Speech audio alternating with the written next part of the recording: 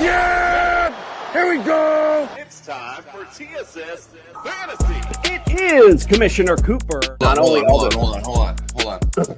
That's a big balls move. Do you want your title? Happy Sunday. Happy early morning trash football game. Yes! We're back, baby!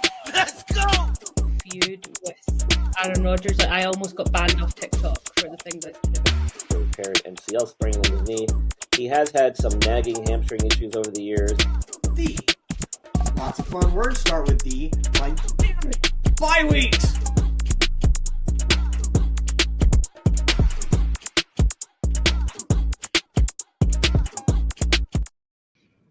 That's right, ladies and gentlemen. It is Commissioner Cooper, and it's time for TSS Fantasy. Yeah! That was good. A little creepy, but it was good. Welcome in. It's not the Friday night breaking out. It's the Thursday night breakdown tonight, ladies and gentlemen. We're here to get you ready for your fantasy playoffs. Either you're having them now or you're getting in. We're here to get those lineups set. So let's get things started tonight. We'll start with the introductions with Mr. Yeah. It's Andrew Sophistication LeDuc. Welcome in, sir. No, it's not a fantasy show I want to watch, or at least not my type of fantasy, until Justin is standing up holding his balls for us. So. And let's also welcome in Justin Big Balls Herrera. Welcome in, sir. How do you know that's how my wife described me? Andrew, it's so funny that you said that. I was thinking the exact same thing. Is it really week 14 without those big balls moments? Like, it's time to give out those big balls awards. So if I'm gonna put a shout out here. If you're listening to this, first off, thank you, because you were making the world go round. But send in your screenshot of your big balls moves on week 14. I will give you a big ball shout out. I was like, where is he going with it? Yeah. Send it to TSS Fantasy at blah, blah, blah, blah, blah. Because Commissioner Cooper wants to see your big balls. Speaking of balls, by the way, don't forget the Jester sack that we're giving away. Coming up soon. The Jester's filled his holiday sack with lots of signed autograph stuff. I've already forgotten everything that's in there, but there's good stuff in there. So leave your comments in. The Jester's watching. See if you're naughty or nice. Let's pay the bills real quick. If you're watching on YouTube, please do us a solid. Give us a like. Throw your fantasy questions in there. Subscribe to the channel. Little things stopping you from doing it. Big things popping for us when you do. We always appreciate that. If you're looking for some championship bling for your fantasy champion, look no further than Pro-Am belts. And of course, if you're doing some daily fantasy, I'm sorry, I'm getting distracted by the game that's on right now. I know it's hard. Go to the Fast Draft app, use the promo code TSS. We'll double that deposit up to $50. And on Sunday morning, wake up with us at 8 a.m. We're going to give you some ultimate DFS lineups to get you paid. All right, well, let's get things started tonight. Normally, we start our Friday nights with some news and talk about the game, but, the game's going on right now. Cowboys are in the red zone. It's 10-3 Lions. Been an interesting game thus far, and excited to see how this comes out. But let's get things started with injury news from our boy, Brian Scott from the Injured List podcast. It's time to get your latest NFL injury updates with Brian from the Injured List podcast. The doctor is in.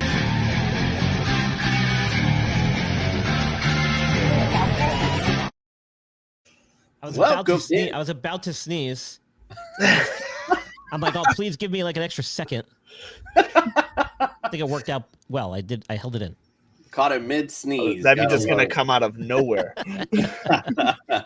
Welcome in, Bri, on a Thursday night. Thank you for adjusting your schedule for us tonight. We always appreciate that. We got some big injury updates. People trying to get in these damn playoffs. Dude, we got some breaking news. The 49ers are on bye. I don't have to talk about any 49ers players this week. This is awesome. I mean, that alone is breaking news. The ears were, as soon as you said 49ers, my ear perked. I was like, wait, what? Another injury? No injuries to talk about. And Brock Purdy's back, and look at all the guys that are coming back. Pearsall's back. Fantasy Jesus is good to us this week. Fantasy Jesus is good. I did the Blonde Blitz last night, and Deb and I talked. We didn't get into too much specifics, but the one thing I couldn't believe is how the 49ers every year for the last couple of years seem to like get all their guys hurt at the beginning of the season, them and the Chiefs, and then they get all their players back right before the playoffs and then go on this crazy run. This could be your year, Justin. This could be it. So, Brian, speaking of that, if anyone would be interested, go to you're on our YouTube channel, go see the Blonde Blitz and Brian's awesome segment show in there. But can you bring up again that stat you brought up about the healthier teams getting to the playoffs? Because I think people will be interested. Yes. I know Leduc wants to hear this. So I do a injury Super Bowl special every year, and what I usually do is I'll compile some statistics, not just from the NFL statistics, but some other websites as well that track injuries throughout the season. And what they do is they'll compile like team injury stats, which show like amount of time lost from each player due to injury, amount of money spent on lost time due to injuries, and all kinds of stats. Like, they break it down quite a bit. But the trend over the last few years, which I've kind of homed in more on as I've kind of gone through some of the data, has shown quite regularly that the two teams that end up in the Super Bowl, usually within the top 5 of least affected by injuries. And as of right now, week 14 here, as we head into week 14, those two teams are the Rams and the Patriots. Well, did that factor in the injuries we suffered last week, though? So all of a sudden, the left side of our offensive line is... side of our offensive line looks like they're falling apart. And no, that was current. That was I just researched that after Monday night's game. So all right, and they usually update it regularly because it goes off of injury reports and things that happened within each game. I mean, feel a little better. You can maybe shift it a little bit here and there, but usually those numbers are pretty much solid at this stage of the season. I mean, barring anything major over the next couple of weeks. The teams that are on the bottom of the list, Coop, are the Dolphins, the Commanders. Who else? There was a few other teams. I forget. They're going to hamper that big playoff push you said they were going to make. And everybody else just kind of falls somewhere in between.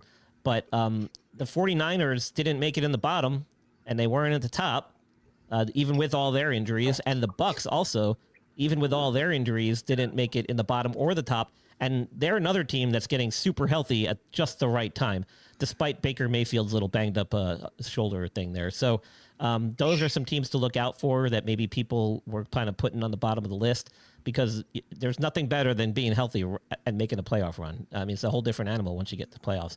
And so, that's kind of what Deb and I talked a little bit about. Let me just be the first to say nobody except for the goofballs in Massachusetts want to see the Patriots in the Super Bowl. That's all I'll just say. All right, Brian, what do we got for week 4 or week 5, whatever fucking week we're in? What week? What do we got?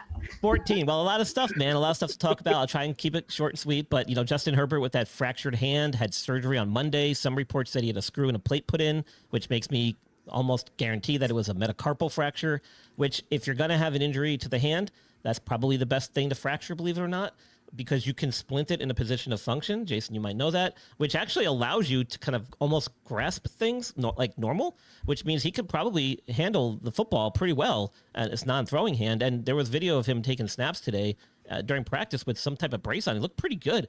And if you had to compare his injury to what's his name? I'm sorry, I'm drawing a blank. Aaron Rodgers and who was the other quarterback that had an issue with his hand or wrist? Well, anyway, of all those guys, I would take Justin Herbert because that's the best injury to play through, given that it's your non-throwing hand. Oh, I'm sorry, Jaden Daniels with the elbow. He was the other guy. I would take Herbert, followed by Daniels, followed by Rodgers. So just different injuries, but all affect you in different ways. Luckily for all of them, it was their non-throwing hand. So I think we'll see Herbert.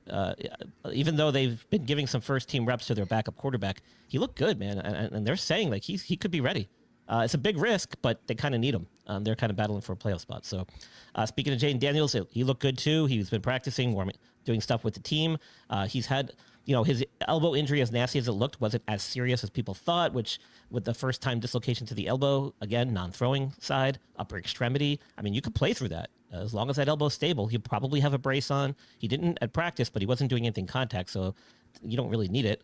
But during the game, he probably will have something on, but it should not affect him at all. I mean, it's just non-throwing elbow.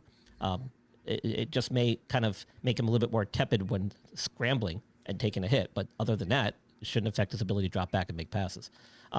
Lamar Jackson hasn't looked right in weeks. I think maybe 4 weeks to be exact, where he's kind of tanked, based on his kind of standards.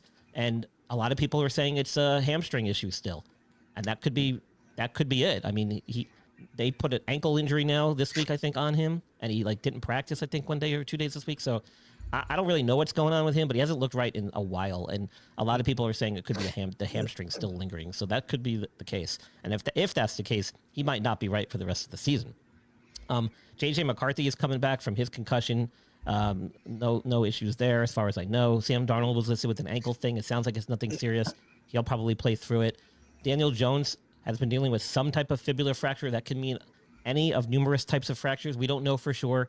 We are assuming that it's some type of avulsion fracture, which is basically like an ankle sprain, and that's why he's playing through it. That's got to be it. I can't imagine any other ankle fracture that they would let him play through except for that, and they specifically named the fibula. Now, I don't think you'll see anything better than what you saw this past weekend as far as him. If he doesn't play through that, he's going to continue to have swelling and pain. He's not going to be 100% until he has time to adequately rest. Even with an avulsion fracture or sprain, he's going to have to play injured the rest of the way. Shockingly, Deshaun Watson is making his comeback.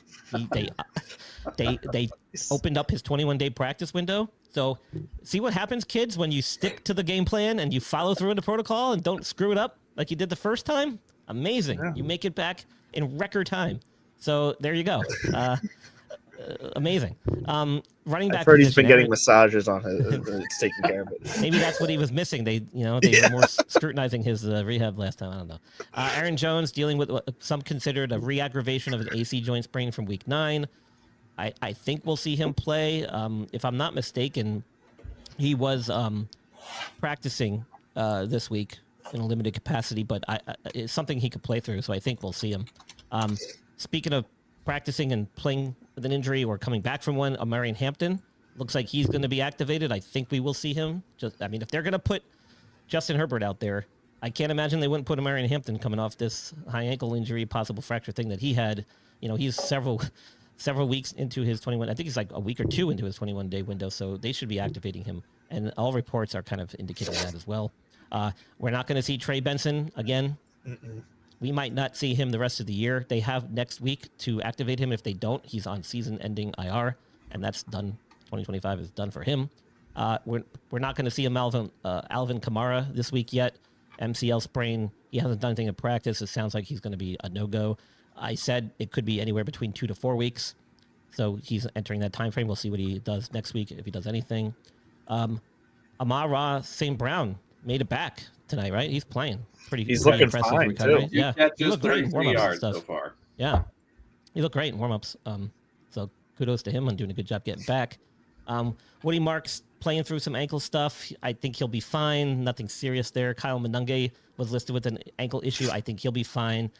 He's been practicing through it. It happened at some point this past weekend, I think, but it didn't sound like it was anything serious. Roman Dunze, no show at practice the last 2 days with some type of foot injury. He played the same amount of snaps on this past weekend, or Friday, I think, when they played the Eagles, but wasn't very productive. You have to wonder if maybe because of that foot. I don't know. But that's something to keep an eye on for sure. I don't think we're going to see him this week. And that could be something to really pay attention to because it could linger for more than this week. Drake London, he ain't coming back. I don't know what's going on with him, but that's not surprising either, man. With the PCL injury, we saw Ricky Pearsall miss a lot of time. We saw Brock Bowers miss a lot of time with that injury. He hasn't even gotten back to doing anything as far as I know. We talked about the Bucs. Mike Evans coming back. He entered his 21-day window. He's probably going to come back this week. I mean, clavicle's had enough time to heal. It's an upper body, so he should be able to maintain his conditioning while recovering from that. And then there are other who's their other receiver coming back? Godwin. Godwin's back. Godwin came back. You got Bucky Irving back. And then Jalen McMillan. Jalen McMillan, yeah. With the neck was cleared by his spine surgeon or doctor or whatever, and he entered his 21-day window. I think we'll see Mike Evans before Jalen McMillan, just because he might need more time to ramp up his practices before he gets cleared or gets back out there. But they're both in their 21-day window and potentially could be seeing action this weekend. T. Higgins should be coming back. He had a full practice today, which gives him enough time. Plus, I think they play on Monday night, right? So that extra day helps, and he should be off concussion protocol. Marvin Harrison did not step back on the field with a new heel injury, which does not bode well for him because he got that coming off of his appendix surgery, his first game back. That's not good. I don't know if we're going to see him this week. Parker Washington dealing with, I think, a hip pointer. Didn't sound like anything serious. He was limited in practice. We should see him. Jaden Reed is one step closer to getting back off IR. He looked actually really good today on some video I saw of him running routes, and I think he's also entered his 21-day window. He should be good to go. They made a roster move to release one of their rookie wide receivers in anticipation of either him or Golden coming back, and they've officially ruled out Golden, so we will probably see Jaden Reed. Josh Downs dealing with some hip thing, not exactly sure what that is, but doesn't sound serious. We should see him. And then Dalton Kincaid made it back from practice for this hamstring issue and had a knee brace on. So your guess is as good as mine as what the hell he's dealing with. But he was actually doing drills with the team, not just working on the side. So maybe that hamstring is good, and this knee thing is some other thing that crept up on him, and they're just being cautious. I don't know. But it looks like he's trending toward being back in there this weekend as well. And they play Monday night too. So I think he's got the extra day will help. That's it. Nice. Well, keeping you busy as always, my friend. Go check out Brian, the Injured List podcast, mainly on X, but you can find him everywhere else on all social media platforms. And, of course, right here on That Sports Podcast Network. And, of course, Wake Up with Bri on Sunday morning at 8 a.m. Justin, nobody wants to see you cleaning your fucking nails. All right, we're going to... He's getting in a good technique, though. He's getting in there good, cleaning the cuticles. Look at that. He's doing a great job. You missed a little bit on that one. You might He's want to doing go a good back job. in. You're on mute. Looks like a mini buffer for your net. What was that? Was it your headphone? Oh yeah. Yeah, we can't hear you. Yeah, Okay. we can't hear you though. So you obviously put it back together wrong. All righty. Well, we'll see Bri on Sunday morning, and we'll see Bri out with our friends from NeuroGuard Plus. Thank you so much, my friend. Dr. Michael Hutchison has harnessed the latest in neuromuscular dentistry and impact technology to develop a mouthguard that does more than protect. It enhances. NeuroGuard Plus isn't just a mouthguard. By focusing on the jaw's physiological position, it provides an added layer of neuroprotection, significantly reducing the risk of sports-related neurological injuries. All athletes should be using a custom mouthguard designed to their bite position. NeuroGuard Plus was created as a means to maintain your physiological jaw position regardless of your bite. The appliance is designed to optimize your upper-lower jaw relationship to improve your strength, your balance, your oxygen intake, and drastically lower your chance of a concussion. Independent studies have shown that the NeuroGuard Plus will provide you with improvement to both upper and lower body strength. The same improvements were not present with a common mouthguard. Over 6,500 athletes have used the NeuroGuard Plus. Dr. Hutchison is happy to say that the amount of diagnosed concussions is 0.2%. The NeuroGuard Plus offers athletes, coaches, and parents an advantage to keep their players safe on the field. If you or your child actively participates in athletics, they need to be protected from the dangers of repetitive head trauma. Get your NeuroGuard Plus mouthguard today. Click on the link and use code ILPSports for 10% discount on your purchase. All righty. Looks like we had a fumble. Cowboys were driving. Nice catch by CD Lamb, but a fumble. I missed what the hell happened. It was on like 3rd and 21 because Dak Prescott dropped back like 15 yards and then threw it backwards for a fumble. Yeah, backwards. It was so. And then coincidentally, Jake Ferguson, the problem child from the previous play, caused the fumble on this play. So right. Yeah, the offense is not as smooth as I was expecting them to be in this matchup, but I'm sure we'll get some fireworks here in a little while because right now the Lions have a 1st and 25. Well, and the Lions' pass rush is wreaking havoc on the Cowboys right now. Anytime they get something going, all of a sudden Prescott's got 6 guys on him. That's what she said. All righty, let's break on down Week 14. It's time to get your lineup set with TSS Fantasy's Friday Night Breakdown. Breakdown. Bring it on down. Breakdown. Bring it on down. Bring it on down. Wish we had like a studio because it'd be cool to see Fred do that every Friday for sure. All right, let's get things started. We got a great matchup to start with, too. The Tennessee Titans at the Cleveland Browns. Tennessee against fantasy QBs are 22. They're 20th against running backs. They're 26th against receivers and 10th against tight ends. And on the opposite side of the spectrum, the Cleveland Browns, they are 4th against QBs, 9th against running backs, 4th against receivers, and 13th against tight ends. LeDuc, who you like on the Cleveland Browns?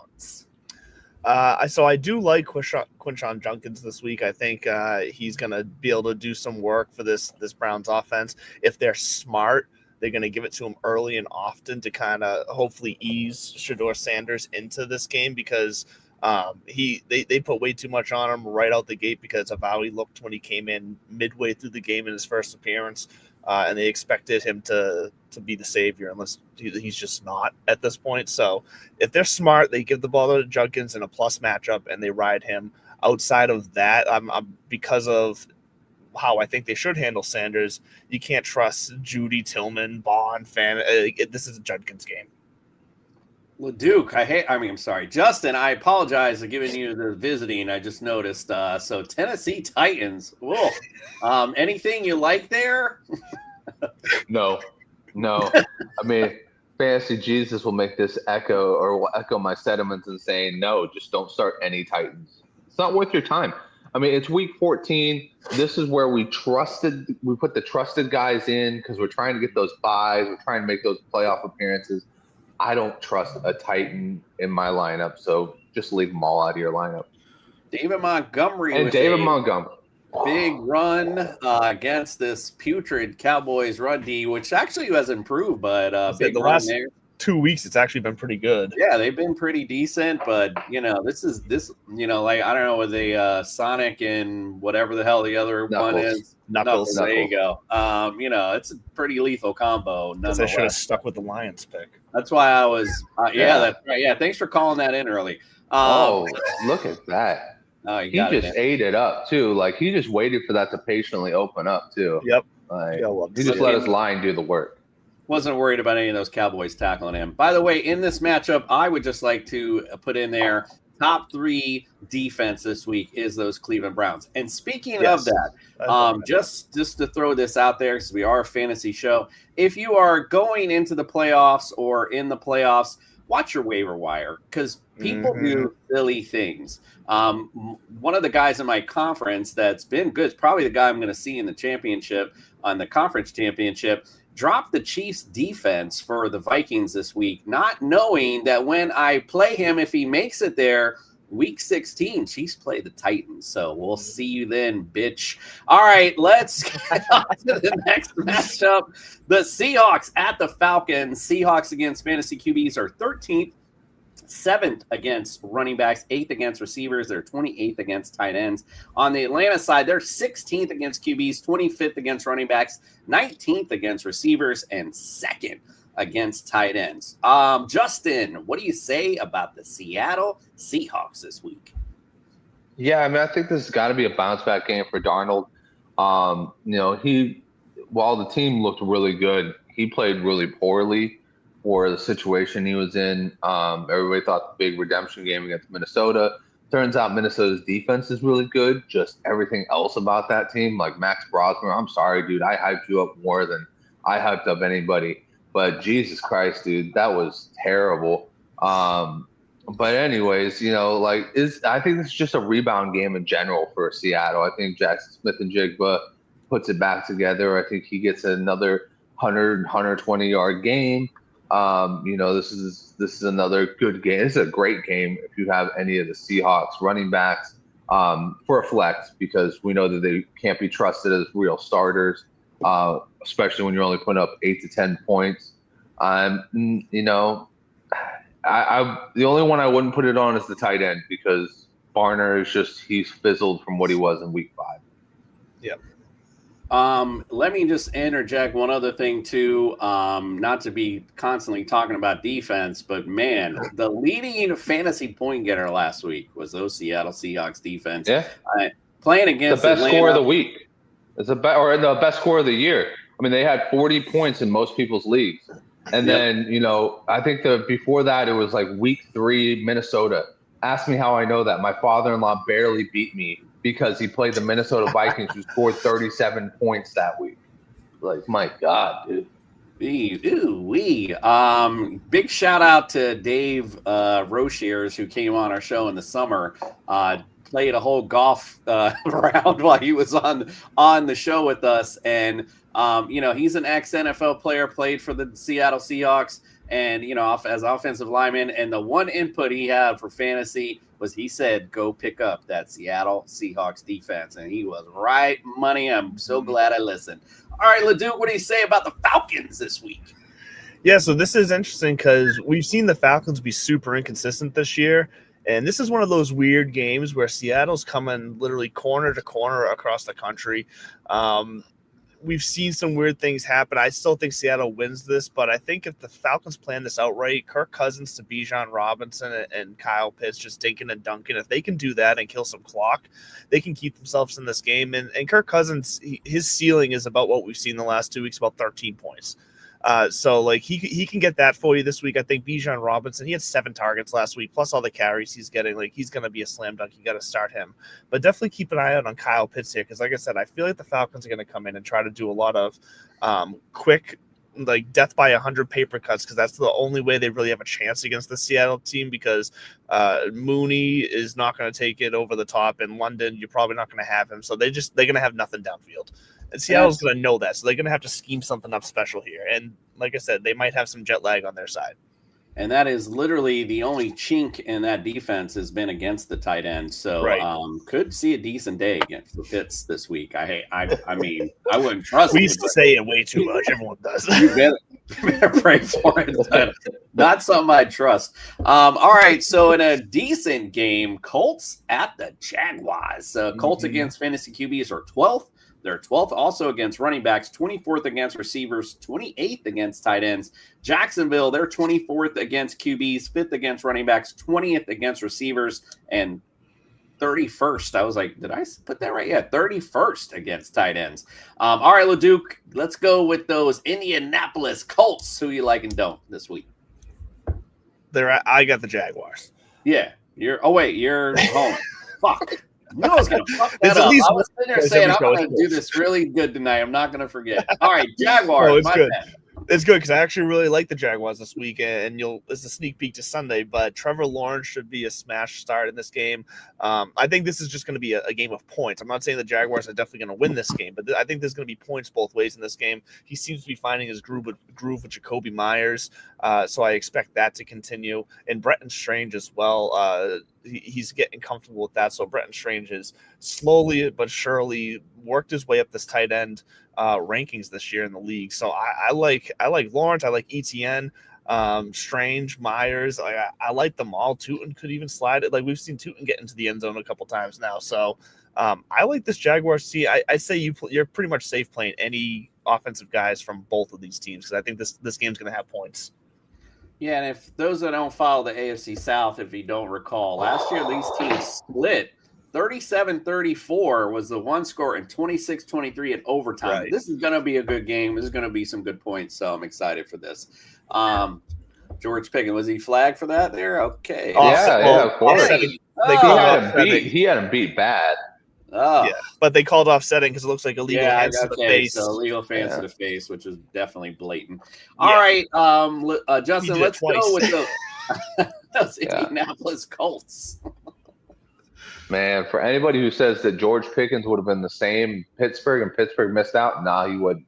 Nope. This is totally George Pickens getting around CeeDee Lamb elevating his game. But anyways, the Colts, I mean, like Leduc said, it's kind of like not really a bad option for any play. I think I'd probably go Josh Downs over Michael Pittman at this point. Michael Pittman just seems to be, I don't know, he's lost in the sauce right now of his own team. I mean, you got Alec Pierce everywhere. Yes, sir. Yes, sir. Yeah, I know. Yes, sir, DJ. While you're talking, we get this. Love it. DJ Master, thank you, sir. We appreciate that. Yes, sir. But, he seems to get lost in the sauce of, being that guy who's just kind of the third man at this point, even though he's supposed to be the first man. So I like Downs. I like Warren, Jonathan Taylor. And then, I think Alec Pierce has really been the difference maker as far as like being a downfield threat on this team. So DJ Master, you're the man. Jesus loves you too, buddy. What about Alec Pierce? I didn't hear you mention him. He's been That's what I said. I said it at the end. My bad. I was reading DJ Master. My bad. You were still only on the fourth. Jesus loves you.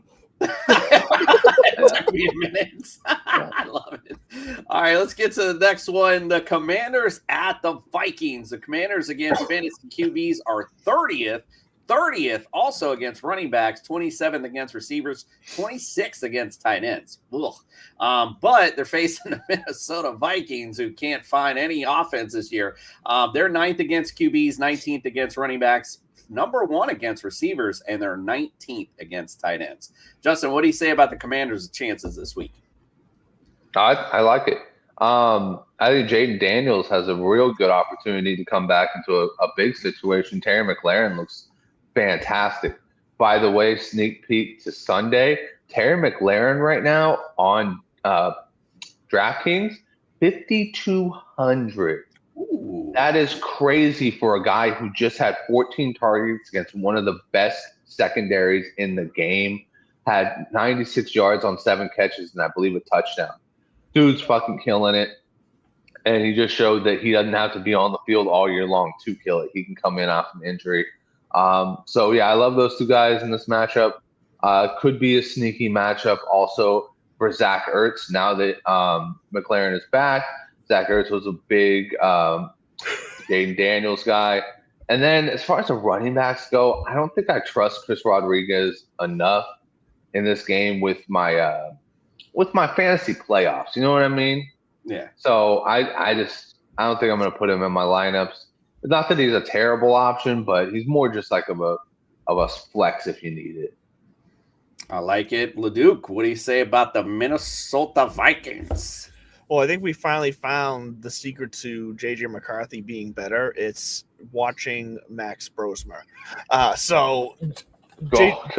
J.J. McCarthy's not going to do anything Trey Lance puts on his tape to feel good.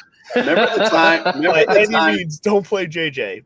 Remember the time that Justin went on a long rant about the homework he did on him?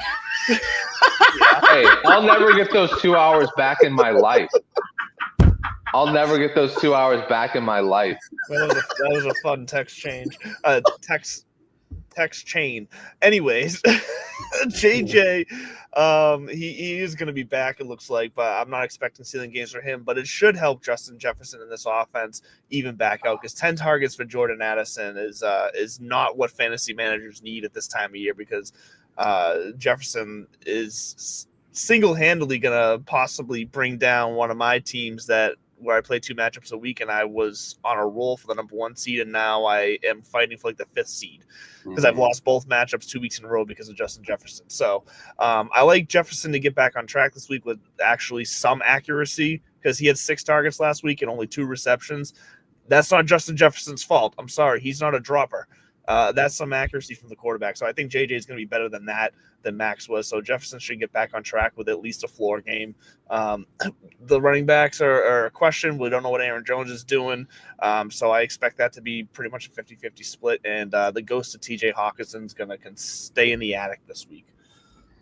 So to counteract DJ Master, by the way, who said what's going on loves this. I just wanted to let you know, DJ, that Mama say that alligators are ornery because they got all them teeth, but no toothbrush. That's all.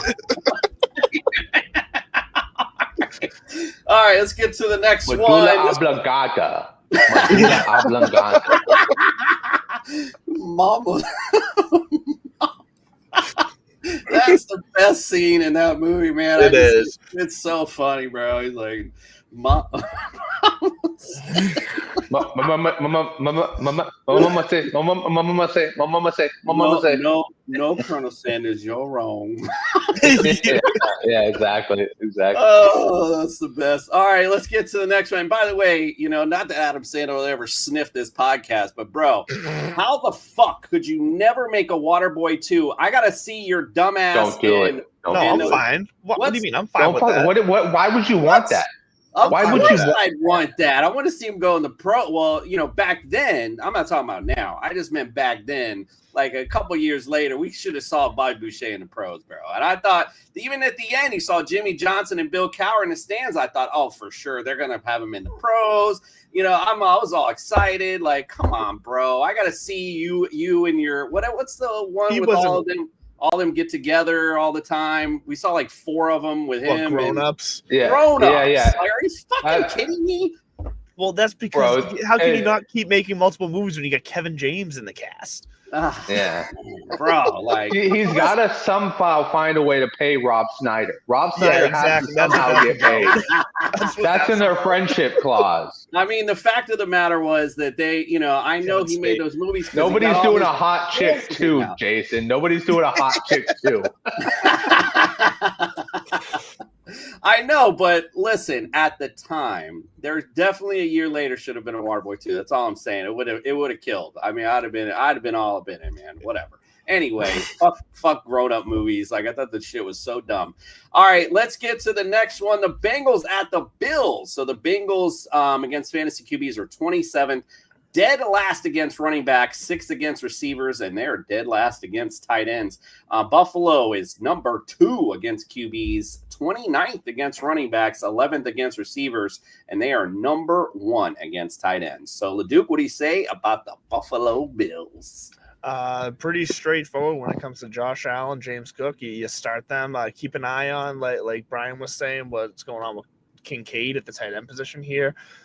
Because if Kincaid is healthy, well, I should say if Kincaid plays, I don't mind tossing him in as like a flex tight end or something like that, because it's unfortunately too much of a toss-up between Shakir and Coleman. Now that Coleman's been released from his little benching for whatever reasons that was, like he's gonna be in the mix now. Shakir's getting like all the short plays and then the funky trick plays, and Coleman's running the actual route. So like that's just a nightmare scenario there when it comes to Josh Allen and that receiving core. So this is pretty much just slam dunk James Cook. He's gonna be this offense in this game against this terrible Cincinnati Bengals defense. Yeah, indeed. DJ Master, by the way, loves all his movies. Apparently, he thinks they're all good.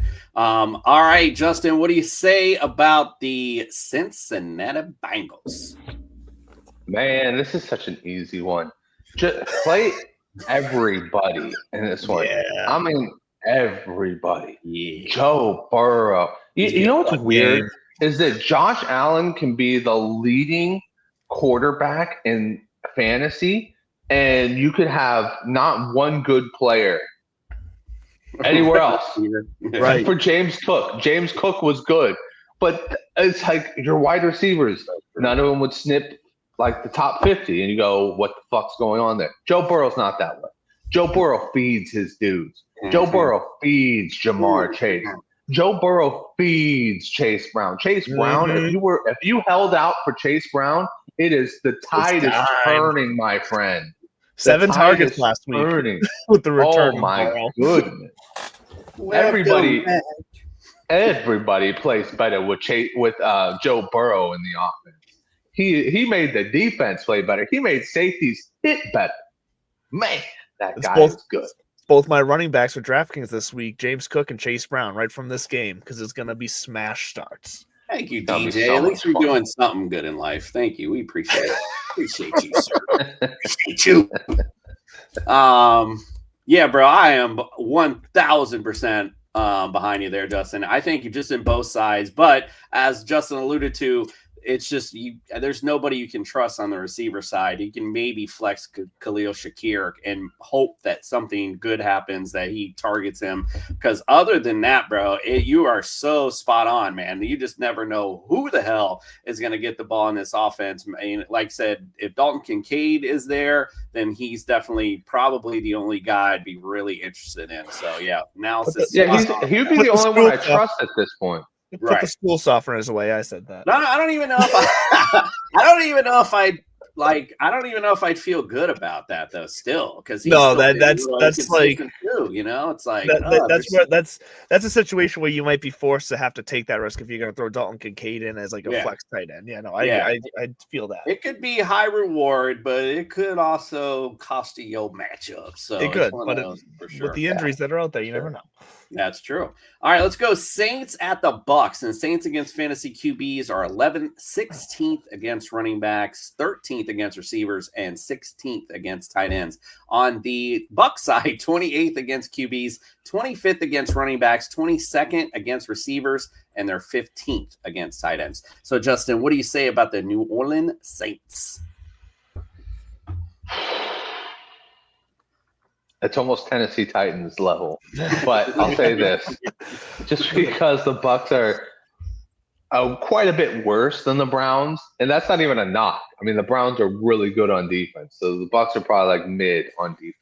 Yeah. And last week, Chris Olave did have himself a game, so I will say Chris Olave is an okay start, okay wide receiver 2, and I would say pinch material. Like real pinch material, I would put Devin Neal out there. But I don't know. I don't know if I trust. The only thing I'm gonna counter you a little bit and just say game script might dictate, and you know they do not care if Shuck throws the ball 50 fucking times. So the only thing I may say is that because of game script, you could see maybe even Vele again. He looked really good last week, against America's team. I mean, he looked good, but I wouldn't trust him, mind you. I guess my point is that there could be some good points coming out of the Saints offense. Justin doesn't. Well, this was about the time of year that Vele started popping for the Broncos last year too. That's true. This is about that time. And some guys are just like that. I mean, he looked good. Running sharp routes, he looked good. I completely agree. If you put Vele in your lineup and you win, you'll definitely be getting mentioned in my big balls moment of week 14. I guarantee you that. Because I ain't doing that. Big balls I ain't doing that. Put Vele in your lineup. Yo, DJ Master coming up big tonight with a new sub in the house. We appreciate you immensely. But I do have one question for you.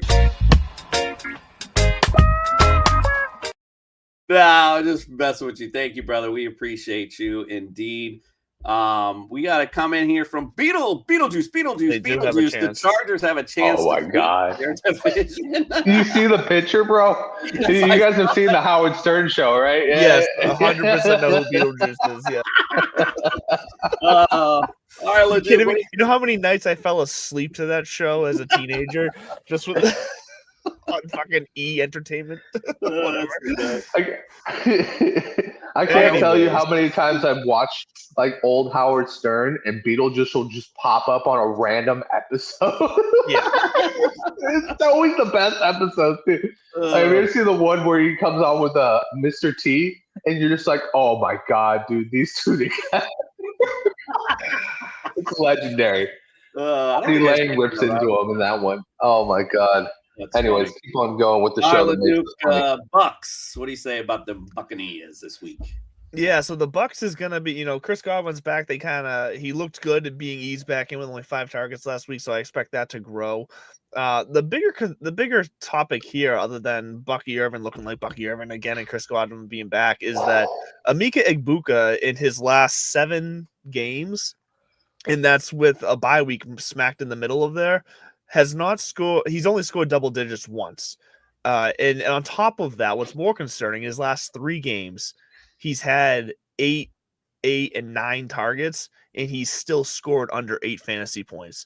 Emeka Egbuka is not anymore what you need. He was a nice flash at the beginning of the season. I'm not saying that means he's going to suck the rest of his career, but at this point, in the way that this offense is moving and had to adjust for the season, Emeka Egbuka is not someone that you can be matchup proof and start week in and week out and still expect to win your playoff matchup or get yourself to the playoffs.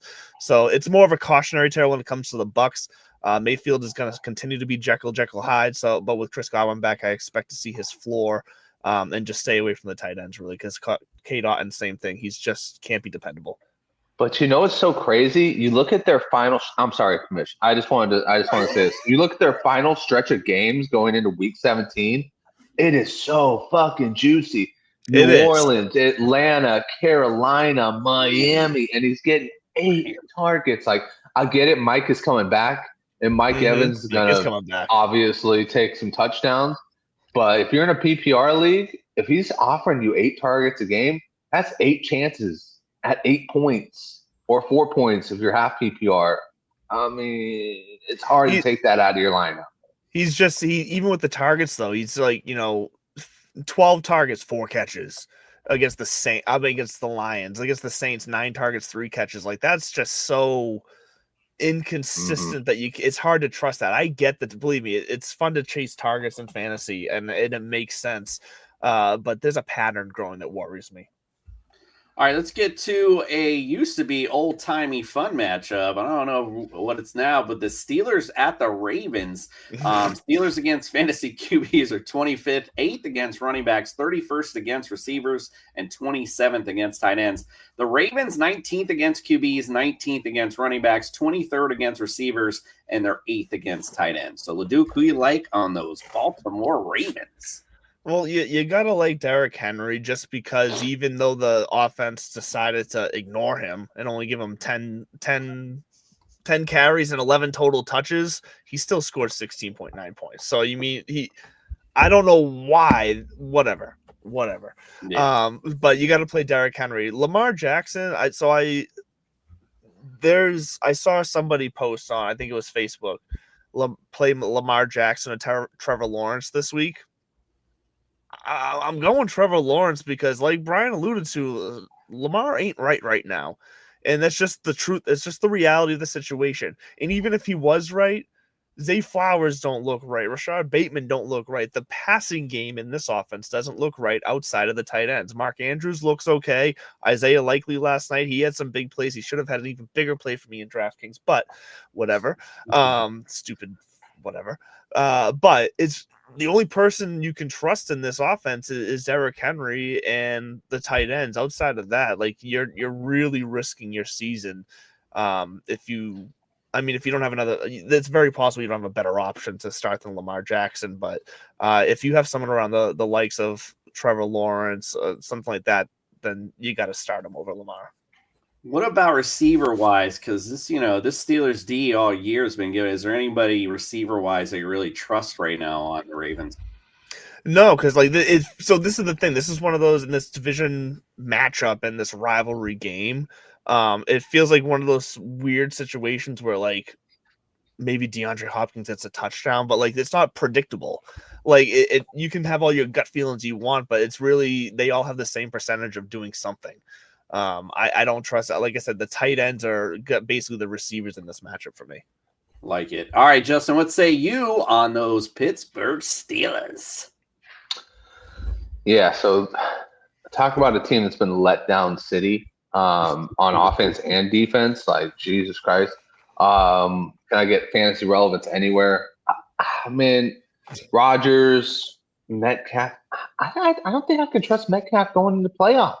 I mean, I don't think I can sit here and go, I'm going to put DK Metcalf in. I've already taken him out of one of my main leagues, my Fans and Family League, because I'm like, I need to clinch a bye. I don't want to put Metcalf in there. I'd rather put Abuka. I'd rather put Pittman. I'd rather put Rice. I'd rather put all these guys, which at the beginning of the year, I thought Metcalf was going to be like my golden goose at wide receiver. I was like, oh, this guy's going to fucking be awesome.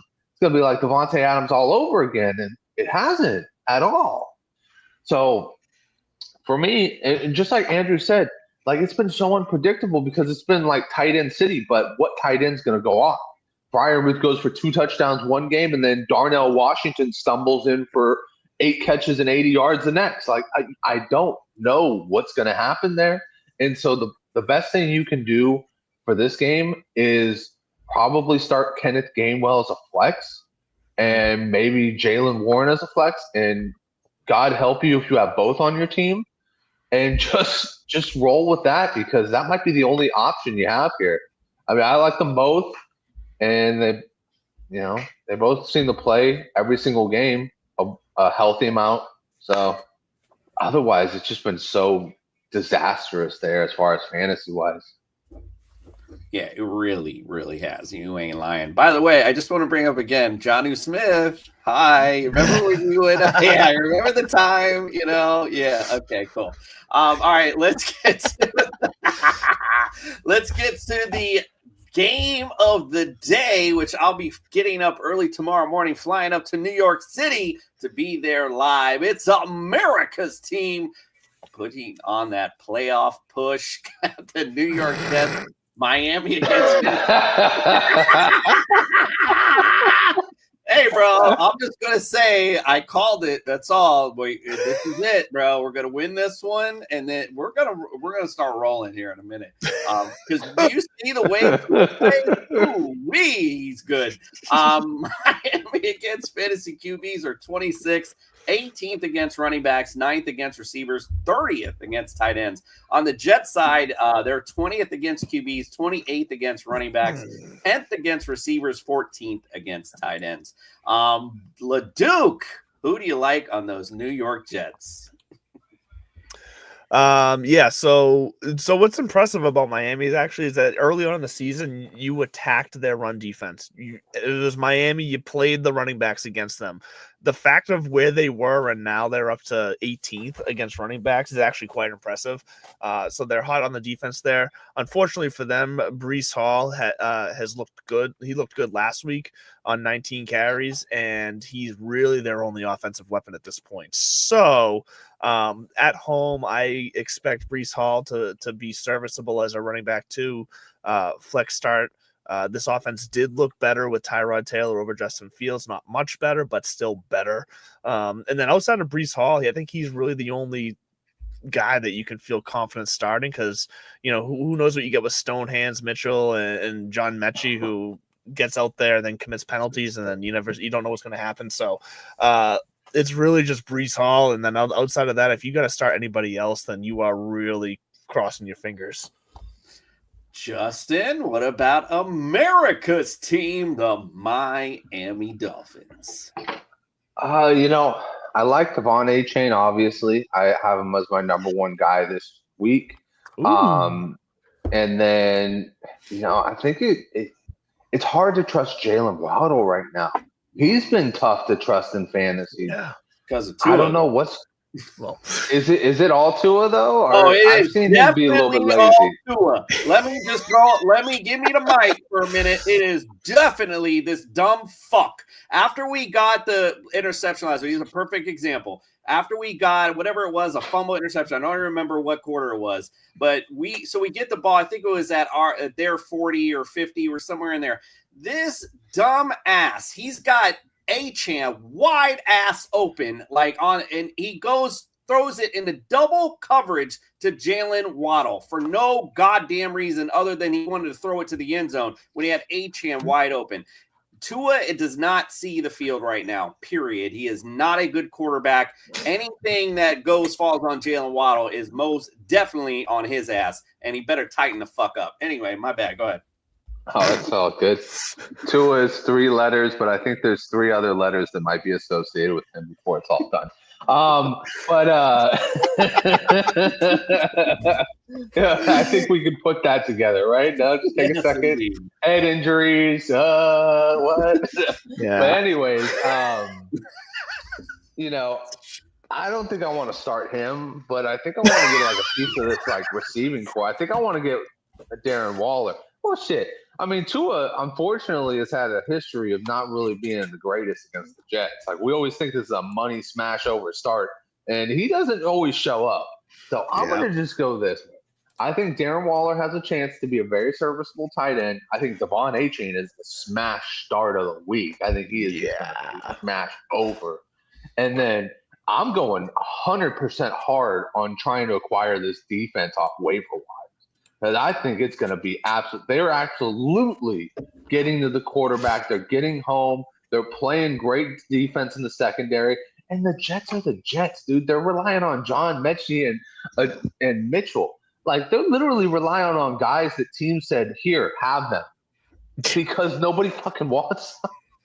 like, I know Ty God Taylor is back there, but he's one injury away from it being Justin Fields season again. And we all don't want Justin Fields season again. So I'm going to say, just go with those three. I know Waddle's essential to a lot of people's offenses. I don't think that he's really been that great this year, but he's been an upgrade over what he's been in the past. So I think I'll just go with those three. I'd say he's a receiver 2 or flex option for sure this week. And like you said, definitely got to smash Achane this week. And I hope the defense does go up, because it'd be so fun to be standing there in the stadium with Freddie and giving him noogies as we're whooping his ass. All right, while we're on, let's take a quick break and get to the 4 o'clock games. Our girl Ballers Meg wanted to let you know what people she does not want in her Meg zone. Let's check it out. Yeah! Here we go! Yeah! Yeah, baby, I'm in Mr. MEG zone today. Security. Hi guys, welcome back to the MEG Zone, my exclusive club where only the best fantasy football players make it through the door. Everyone else gets stopped before they make it to the front of the queue. So let's start with my stoppages this week. First up, we've got Derek Henry from Baltimore. I do not rate him this season. You might have guessed. I have mentioned him several times on this series. Against a Pittsburgh side that is no joke, I would not be putting any risk, any faith in Derek Henry to get you the points this week. Next up, we have Jalen Waddle in Miami. They're facing a Jets side hot off one of the few wins that they've had this season, where last week against Atlanta, they looked stronger than they have for a long time. They were able to hold us against everything, and we could not get through them. So I would be saying just be careful of any Miami players, but especially Jalen Waddle. He always gets picked. He's one of the ones who we would hope to ball out. I can't see it happening this week, personally. Finally, we have Josh Jacobs over in Green Bay. I'm concerned by that Chicago Bears team, and I'm concerned that not enough people are talking about the Chicago Bears this season, because they're doing better than we could have expected, and I also just don't like that matchup. It's one of those matchups that could go either way. Be careful of Josh Jacobs this week. I know he's a very popular choice. I know he's high up in the ranking system. I just don't quite have faith in him this week.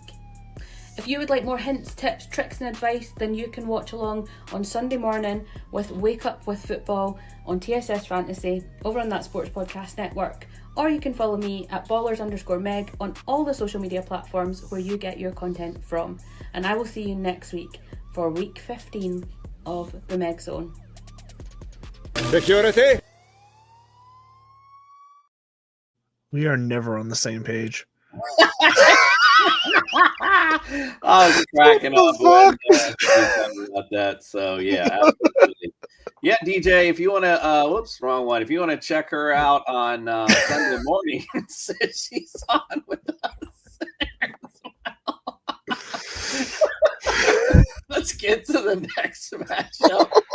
Broncos at the Raiders.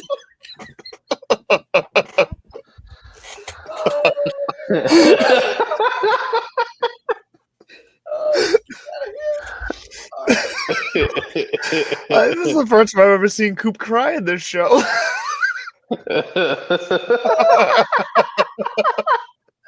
This is a great send-off. I hope you have a phenomenal weekend. I hope the Dolphins win too, because I've never seen you this happy before. My God. All right. Broncos, God damn it, at the Raiders. I got to try to spit this out. Wait, Broncos against fantasy QBs are fifth, third against running backs, fifth against receivers, 18th against tight ends. I'll take over here. The Raiders, don't start them. Go ahead, Justin. Yeah, there you go. There you go. Broncos. Who do you like on the Broncos, Justin? Broncos, start them. Go ahead, Coop. Yeah, there we go. Kick it right back to you. I love it. All right. Happy Thursday to you too, Daniel Barry. We appreciate you for joining us. Yes, thanks for stopping by. Indeed. Cheers to you. And he's got school in the morning, but he will stay for a little bit longer. We appreciate that because you don't spread the word at school. You still let your mom see your flashlight under your sheet when you're watching us. Yeah, bro. And you don't want to miss the sophisticated starts later. That's always good while we close out. All right, let's get to the next one. Rams at the Cardinals. Rams against fantasy QBs are 7th. 4th against running backs. They're 18th against receivers. 17th against tight ends. Cardinals. They're 10th against QBs.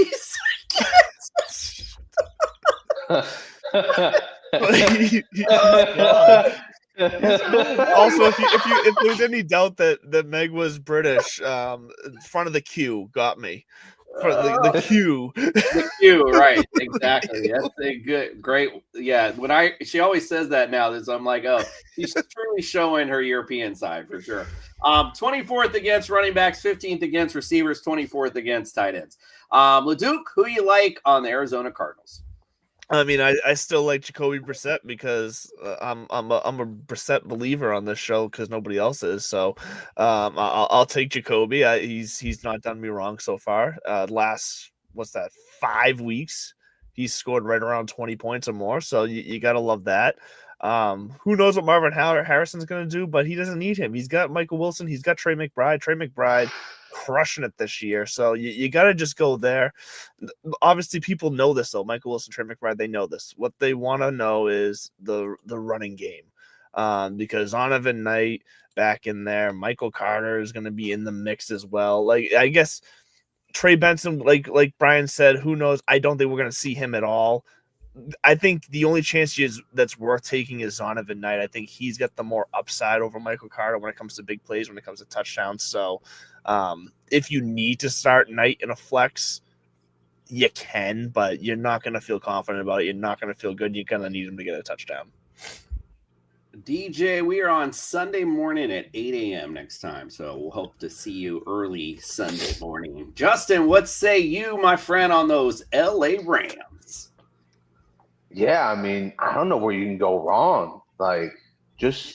Honestly, even Blake Corum got you a lot. If you were willing to start him, if you had the balls, the cojones to start him, you did really well last week. I was 1 week early on him on DFS. I was 1 week early. Bro, if you would have been 1 week later, you would have had some money, that's for sure. I know. But I'll tell you what, I really, truly believe that this is going to be a Rams showcase game. I think you're going to want to get Stafford in everywhere you can find him because I think that they're going to be pissed off from what the Carolina Panthers did to them. Exposed him for being the frauds that they are and the fakers and the losers and the not going to be in the Super Ballers. They exposed Matthew Stafford for what he is. Guess what he is? The guy who is 34th ranked all time in interception and counting because he likes to throw the ball away all the time. But anyways, I honestly, all jokes aside, Nakua, Adams, it doesn't matter. Just throw him in if he has an LAR next to his name. Yeah. Lions just put a touchdown on the board, and if you're ballsy enough to put in Tesla in your lineup, you got it. Hey, DFS right here. Tesla was my captain. Let's go. Nice. I mean, that's all he's done. I don't think it's going to mean anything, but let's go. So it's 27-9 right now. I feel like I got to just put this up here because we did get a call earlier today for someone to switch their pick. So I even had to take the lone wolf out, unfortunately. So, yeah. I know. I should have just stuck with it, apparently. Oh, you should have asked who picked for the Cowboys. Oh, I should. You know what? before I change my pick in the future, that's what I'm going to ask. By the way, who picked this? And then if it's Fred or Greg, I'm keeping my original pick. I already was kind of, it's funny because I was kind of leaning that way too. But then, the more I thought about it, like, well, Lions are at home, bro. You know what I mean? Like, I'm like, they're not going to lose the game at home. And then when I saw Greg picked it, that was just the icing on the cake. I wish I asked. Yeah, I was like, nah, we're not doing it. All right, Bears at the Packers. Bears against fantasy QBs are 23rd, 15th against running backs, 25th against receivers, 12th against tight ends. On the Packer side, 6th against QBs, 10th against running backs, 12th against receivers, and they're 23rd against tight ends. Justin, who you like on the Chicago Bears? Man. So Ben Johnson has a real good history against the Green Bay Packers. He's 5-1 as a coordinator for the Lions. And how did he do it?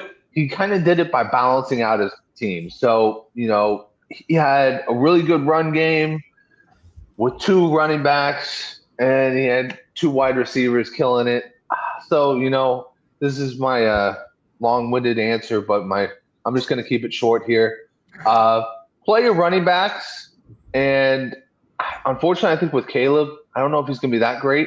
So I'd probably say stay away from your wide receivers, especially if Rome Odunze is not going to be there. If you want to take a long shot on Luther Burden in DFS, but don't take a long shot with him in your lineups. Because, if it's a long shot in DFS, you lose $1. If it's a long shot in your lineups, you lose your playoff spot. Heard. Well said, my friend. All right, what do you say, LeDuc, on those Green Bay Packers? Yeah, the Packers are like one of the most difficult teams in fantasy this year. With Jacobs being limited with a knee injury this week so far, I don't love that. The up in the air status of the receiving core in this between Watson, who looked good last week, Reed, who might be back. Like, it's Jordan Love being Jekyll and Hyde. I think this is ultimately a defensive game, a low-scoring game, and I give that edge to the Bears. So I don't really feel confident starting anybody. I guess just based off of recency bias, you got to play Watson because he seems to be the only guy that Love is connected with, because we just don't know what Reed's going to look like coming back. He hasn't played in months. So he hasn't played since week 2. So to expect Reed to come back and jump right back into it in an offense that is already so, like, sporadic, you can't trust it. It's hard to trust anybody here today, but if you really had to play someone, it would be Watson. All right, I like it. I don't know if it's going to be that defense. I guess, I feel like Jordan Love steps up in big moments. This is a big fucking game right here. So I just feel Bears like defense is just it's good. All right. Yeah, All right. I kind of agree with LeDuc in this one. And listen, I've shared those sentiments where Love steps up, but he also fucking backtracks in games in which you think he's going to step up. He does. He also does that a lot. He fucking goes poo-poo water when you're like, this is going to be Jordan Love's season. And he's gone poo-poo water more than he's gone, stepping up. So nothing like poo-poo water. All right, let's go to another, I think, a good defensive game as we're talking about Houston at KC. Houston against fantasy QBs are number 1, and they're 11th against running backs, 3rd against receivers, and 5th overall against tight ends. On KC's side, they're 17th against QBs, 6th against running backs, 14th against receivers, and 7th against tight ends. LeDuc, who you like on those Kansas City Chiefs? Yeah, I mean, you got to start Mahomes. You got him, you start him. That's easy. Kelsey actually hasn't as much shit as we've given Kelsey this year. He's actually not been bad. He's not the Kelsey of old, but when you compare him to other tight ends, he's been fine. He has more double-digit fantasy point weeks than he doesn't. So you can start Kelsey this week in this game. Rashee Rice. And then when it comes to the running backs, I feel like this has been every team I've talked about tonight. It's a question of what's going on in the backfield. I still trust Hunt over Pacheco. I know Pacheco's back. Last week was his first game back. He's going to slowly work his way back into it. But even with Pacheco fully back into it, Hunt is still going to be their goal line guy. What a fucking – was that a catch or he dropped it? Oh, and he's knocked the fuck out too. Did he? Oh, I see him walking. Oh, he's wobbling like hell. CeeDee Lamb with almost a touchdown You catch. see that replay. Yeah, he banged his head pretty hard. I'm a little behind watching on my phone. So yeah. Yeah, he definitely he stiffened up, but he's walking off the field now. But yeah, it's definitely a concussion. He's probably done for this one. Yeah, all right, wobbling. Sorry, go ahead. My bad. No, I'm done because, like I said, the last point was that if you got to play any of these running backs, I'd still rather trust Hunt for the touchdown upside over Pacheco, even though Pacheco will probably get some more passing work as each week goes on here. Nice. By the way, Panthers Prime podcast, man, really great performance in the bed last night. Thank you. Appreciate you. Dude, this guy is still going off the high of beating the Rams. He's on one right now. You see what he said about your mom? I saw. Yes, I saw. Justin, who do you like on those Houston Texans in this one? Oh man, this is a tough one because I think it's going to be a defensive game because CJ Stroud can't get shit going, dude. Like, he is – I think it's legitimately the problem here. I was listening to a podcast, and Kurt Warner said this was his best game, and I said, what? This was his best game? Well, this sadly, Colts game that he just did. But it's like – he's still so bad. Like, I don't know what the has happened, but he's gone from being like a magician – to being like, get him off my team. He's not helping anybody. I think you still play Nico Collins because he's just been that damn good. Higgins looks all right. I wouldn't trust him with a flex spot this week, though. And then, maybe the only other person on this team I'd go ahead and give a shot is Woody Marks. He just has been doing it through the air and the ground. You might just have enough there to make something happen. But it's been real surprising how bad the Texans have been on offense, especially with how good they are on defense. Put Davis Mills back in. So Pickens just caught the ball, but I believe he can't advance a fumble, or they called it a fumble for there, and then the Cowboys picked it up. So I don't think they're going to let him advance it, but Pickens got the ball down to the 1 for the Cowboys. All right, let's get to the last one, the Monday Night Delight. The Eagles at the Chargers. Eagles against fantasy QBs are 16th, 23rd against running backs, 16th against receivers, and 4th against tight ends. On the Chargers side, they're 3rd against QBs, 14th against running backs, number 2 against receivers, and 6th against tight ends. Justin, who do you like on those Philadelphia Eagles? Just about, it sucks because I don't want to say Saquon. I want to say bench Saquon at this point because he hasn't been doing you any favors. But you spend a first-round pick, if not the number 1 overall pick on him. So you can't do that. This should be easily A.J. Brown game. I don't know who they're going to have cover him. I wouldn't be surprised Dallas Goedert has a good game as well. And then, Jalen Hurts. I feel like they got to have a get-right game. They got to have that challenge game that gets them going. And I think, Eagles, they're still a good team. They have a lot of hiccups.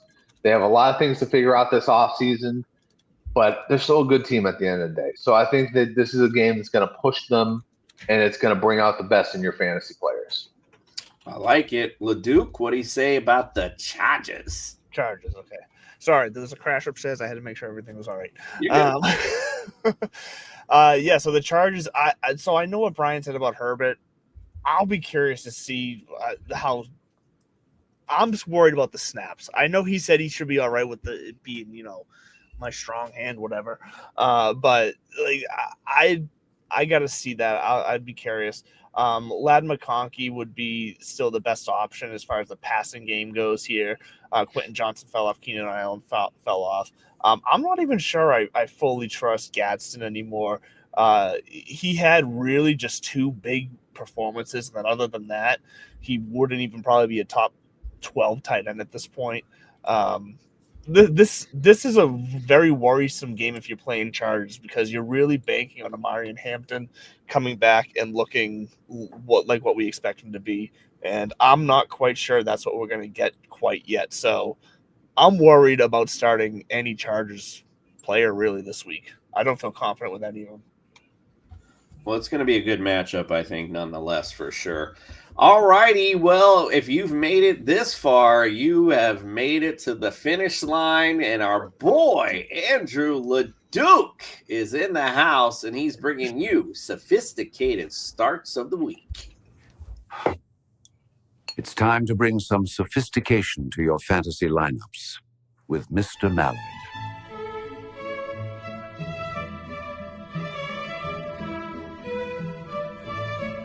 Welcome to Sophistication Station. I'm Andrew LeDuc, aka Mr. Mallard of the Divots and Pivot Show. And this week, let's talk about your classy starts that are going to put you right over the edge to get you in the playoffs. Most playoffs either start this week or next week, so either you're in it or you still have a chance. So let's get to that. Let's start with James Cook with a blast matchup against the Bengals this week. Ranked 32nd against the rush. That defense is awful. James Cook should continue to be the main focal point of that offense. Feels like they got away from him a little bit last week. I expect them to use him more this week, so James Cook should be a smash start to get you over that finish line or get you to the next round. Then let's go with Chase Brown in the same game but from the other offense. With Joe Burrow back last week, Chase Brown had 7 targets in the passing game as well as the rushing attack that he normally has. So Chase Brown should be in for a big game as well. I think this game's going to have some points in it, so he should have a good chance of getting a touchdown. And then let's also get to Alec Pierce in a game that I also expect there to be points. The Colts and Jaguars. Alec Pierce, I think the Jaguars are going to be in the lead, so I think they might the Colts might take some big plays looking for Alec Pierce down the field. So I expect Alec Pierce to find the end zone today as well and be a real classy start for you. Anyways, if you missed it, that's Alec Pierce, that's James Cook, that's Chase Brown. Stay classy, my friends. Stay thirsty, my friends. Now go win your fantasy matchup with class. Win it with some class indeed, but be classless after you win. That's my advice. All right. Or be classless in the chat, whatever you choose. We appreciate you joining us tonight. Please wake up with us 8 a.m. on Sunday morning. I'll be live from New York City, which will be lots of fun. Me and the Jester will be up there wreaking havoc in New York. And we got lots of good stuff for you there. We got betting advice. We'll give you ultimate DFS lineups and, of course, our game picks. And Fantasy Jesus will bless your fantasy lineups. And we got our Sunday morning cartoon as well. So make sure you check us out on Sunday mornings. We appreciate you joining us tonight. Good luck. Hopefully you're doing well in your matchups tonight. And good luck in your matchups this week. We'll get you started Sunday morning. And we are out.